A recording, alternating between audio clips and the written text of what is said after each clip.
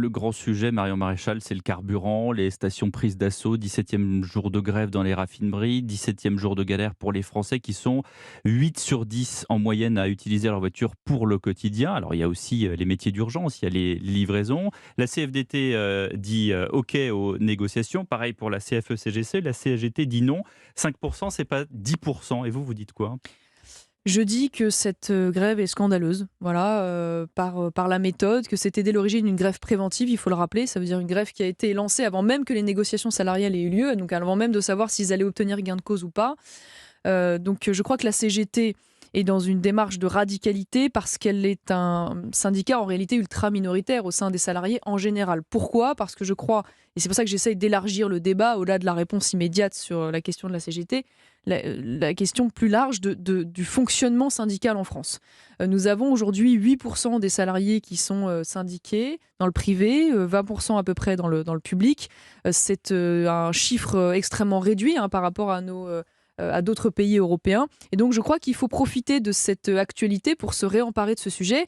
La question de savoir comment on permet d'avoir des syndicats plus représentatifs en Mmh. France. Et cela, peut-être, y aurait-il à ressortir cette idée, qui était selon moi une bonne idée, du chèque syndical, qui permettait au sein des entreprises aux personnes d'accorder un chèque pour pouvoir adhérer au syndicat de leur souhait, qui pourrait s'accompagner d'ailleurs, pourquoi pas, c'est pas inintéressant, d'une obligation de se syndiquer, mais qui aurait pour contrepartie de libéraliser, si je puis dire, le système de création des syndicats pour avoir une diversité beaucoup plus large. Donc Qui, revoir vraiment le business model, j'allais dire, du syndicat, ah, même si en disant business, je suis pas sûr que ce soit vraiment oui, business. c'est C'est pas un modèle économique en en tout tout cas, cas. c'est un bon business quand on regarde les subventions publiques qu'il touche. Et quand on regarde la part des On subventions supprime les publiques, subventions publiques pour moi, les syndicats? je considère que les syndicats doivent vivre de leurs cotisations. Voilà. Il est anormal Et ça n'est aujourd'hui. pas le cas.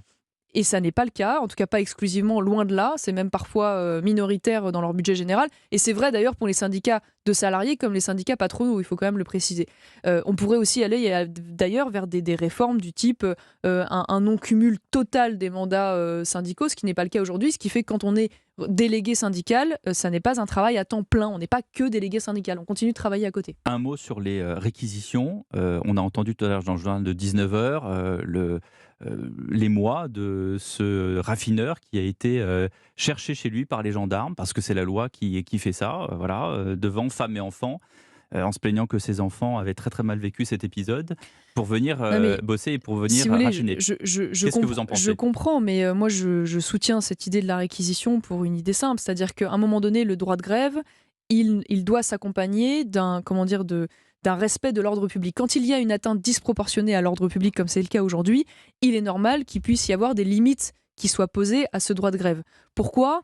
Parce que nous sommes dans un secteur stratégique. Il ne nous aura pas échappé que la situation de la France est quand même douloureuse en ce moment à bien des égards. Donc s'ajouter par-dessus la crise diplomatique, par-dessus la crise énergétique, par-dessus la crise économique, de surcroît une crise de l'essence et de pénurie d'essence, objectivement, c'est parfaitement irresponsable de la part de ces syndicats, d'autant plus que manifestement, il y a une volonté totale de faire un geste supplémentaire.